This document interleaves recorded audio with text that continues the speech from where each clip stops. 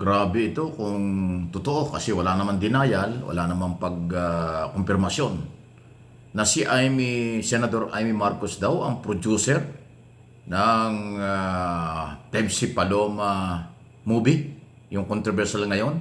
Kasi ang tinatamaan dito ay Tito Vic and Joey o yung grupo ng Itbulaga. Kasi hindi po matapos-tapos itong isyong ito kahit ilang dekada na nangyari dyan sa artistang si Pepsi Paloma.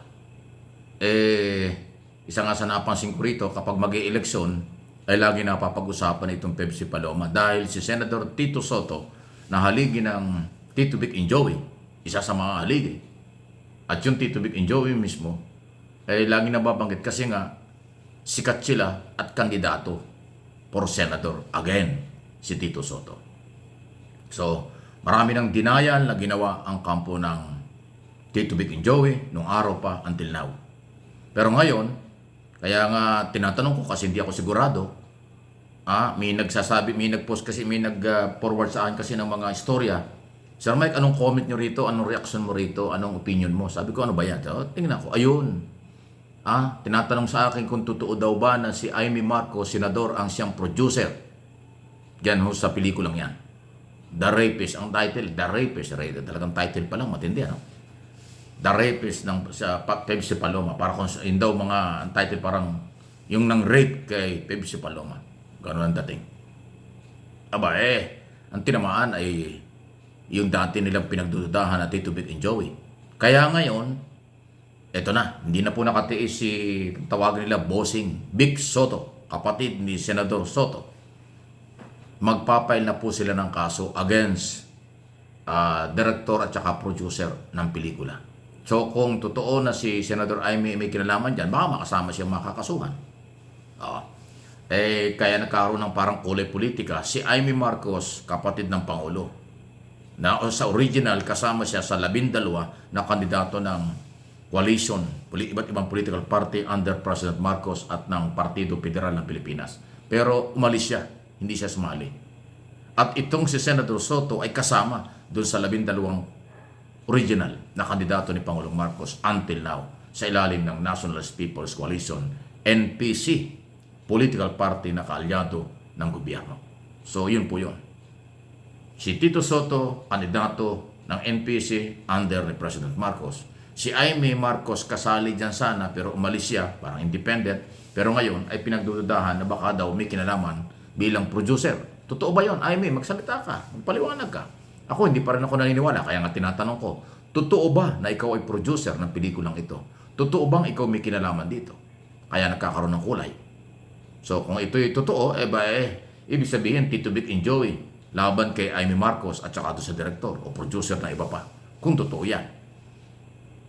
So si Mr. Yap, Dari Yap, yun pong director-producer ang isa sa na pwedeng kasuhan dyan. Kasi siya yung sumasagot sa social media at pinanindigan itong pelikula. Nagiging publicity na, sabi nga nila, good or bad is still publicity sa isang pelikula. Pero ito, seryoso ang company ng mga Soto. Magpapail daw po ng kaso against producer at director. Kasi nasisira ang reputasyon ng Itbulaga ni Tito Vic and Joey dahil lumalabas sila naman ang pinapatamaan dito.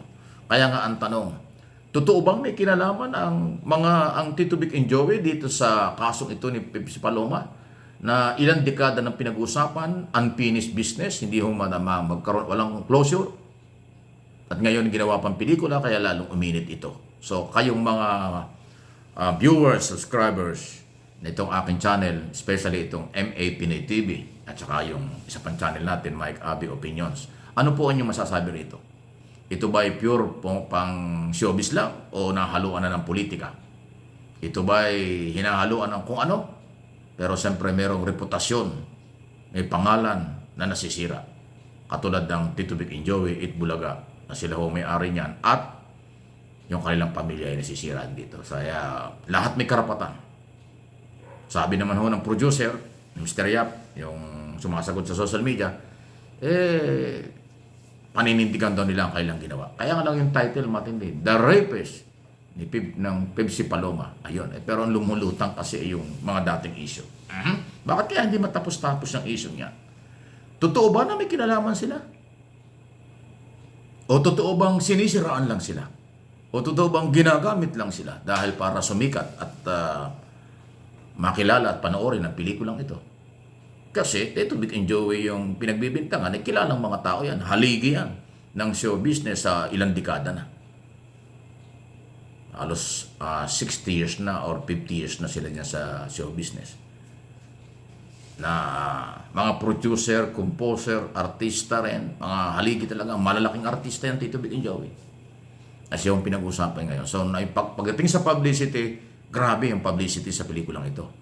Pero siyempre, merong, inuulit ko, reputasyon na pwedeng masira kung walang kinalaman at hindi totoo na ang Tito Vic and Joey ay may kinalaman sa rape case isyong ito against Pepsi Paloma. Ang tagal na po niyan. Si Mr. De La Cruz, yung talent manager po, ang nagpakulo niya nung araw eh. Ay akala ko tapos na, hindi. Kaya nga lang ho, naalala ko lang na tuwing mag-i-eleksyon, na tuwing tatakbo si Tito Soto, laging lumalabas itong storyang ito. Kaya ang masakit nga, kaya nga parang napupolitika. Naulit ko, kung totoo, at sana kung totoo hindi, i-clarify, liwanagin ni Senator Amy Marcos dahil nababanggit ng kanyang pangalan dito. O baka naman ginamit lang para lang ho, alam mo na, for something. Pero ako naman, dahil hindi ako naniniwala kaagad, hanggat walang pagpapatunay, kaya ang akin namang hamon o challenge, abay magsalita. Kung hindi totoo, ay pwede naman sabihin. Kung totoo, ay di aminin. At kung totoo yan, ay may kulay politika naman yan dahil kandidato ng kanyang kapatid, ni Pangulong Marcos at ang administrasyon, si dating Senate President, dating Senador siyempre, Tito Soto, na isa sa mga nababanggit na pangalan. Grabe talaga, nagkabuhol-buhol. Ano ha? So ano ba ito? Papanoorin ba niyo yung pelikula o ipapatigil? Ito pa yung tanong, papayagan ba ng MTRCB na ilabas ito sa mga sinihan? Movie ito. Under ito for Classification Board. Movie and Review Classification Board ng MTRCB. Ang MTRCB ay pinamumunuan ng isa sa anak ni Senator Tito Soto. Si Lala Soto po ang chairman yan. So yan, kaya nagdugtong-dugtong eh. Diba? Nagdugtong-dugtong. So pag hindi pinayagan ng MTRCB yan, aba, sasabihin ng kabila dahil pinagtanggol lang Tito Vic and Joey. Pag pinayagan naman yan, aba, siyempre, pamilya yung tatamaan dyan. So, kaya nga controversial eh. Pero kung ang issue rito ay para lang ho mapanood or publicity para sumikat at panoorin ng tao, hindi yun ang issue dyan na. Ako hindi ako niniwalang manood tayo ng pelikulang ito. Kasi luma na ito, recycle na pelikula yan eh.